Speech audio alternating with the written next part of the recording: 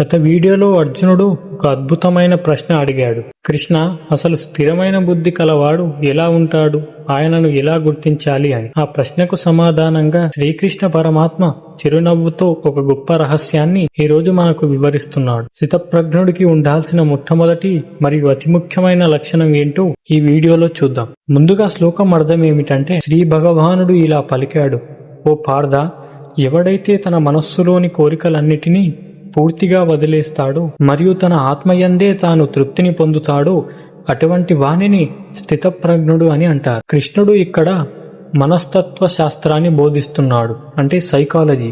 మన మనసు ఎప్పుడూ ఏదో ఒకటి కావాలని కోరుకుంటూనే ఉంటుంది. అది దొరికితే సంతోషం, దొరక్కపోతే కోపం. ఈ రెండిటి మధ్య మన బుద్ధి ఊగిసలాడుతూ ఉంటుంది. అర్జునుడు బయట వస్తువులలో ఆనందాన్ని వెతుక్కుంటున్నాడు. అందుకే కృష్ణుడు నిజమైన ఆనందం బయట లేదు, నీ లోపలే ఉంది అని చెప్పడానికి ఈ మాటలు వాడాడు. ఒక గ్లాసు నీటిని కదిలిస్తే అందులో ప్రతిబింబం సరిగ్గా కనిపించదు.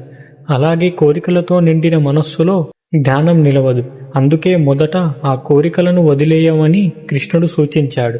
ఈ శ్లోకం నుండి మనం నేర్చుకోవాల్సింది ఏమిటంటే, తనలో తనే సంతోషంగా ఉండటం. సాధారణంగా మనం ఒక కొత్త ఫోన్ కొంటేనో లేదా ఎవరైనా పొగిడితేనో సంతోషిస్తాం. అంటే మన సంతోషం వేరే వస్తువు మీద లేదా వ్యక్తి మీద ఆధారపడి ఉంది. కానీ స్థితప్రజ్ఞుడు అలా కాదు.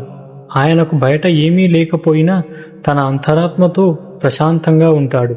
ఆయన సంతోషం ఆయన చేతుల్లోనే ఉంటుంది. ఈ రోజుల్లో మనం చిన్న చిన్న విషయాలకి డిప్రెషన్లోకి వెళ్ళిపోతున్నాం. ఎందుకంటే మనం మన సంతోషాన్ని ఇతరుల చేతుల్లో పెట్టాం కాబట్టి. ఎవరైనా లైక్ కొడితే హ్యాపీగా ఫీల్ అవుతాం, అదే కామెంట్ చేయకపోతే బాధగా ఫీల్ అవుతాం. కానీ గుర్తించుకోండి, మీరు ఎవరి మీద ఆధారపడకుండా మీ పనిని మీరు ఇష్టపడుతూ మీలో మీరు తృప్తిని వెతుక్కున్నప్పుడు మిమ్మల్ని ఎవరూ ఓడించలేరు. కోరికలను వదిలేయడం అంటే పనిని వదిలేయడం కాదు, ఫలితం మీద ఉన్న ఆ అత్యాశని వదిలేయడం. అప్పుడే మీరు చాలా ఆనందంగా ఉంటారు. స్థితప్రజ్ఞుడి గురించి శ్రీకృష్ణ భగవానుడు చెప్పిన మరిన్ని ఆసక్తికరమైన లక్షణాలను వచ్చే శ్లోకంలో చూద్దాం.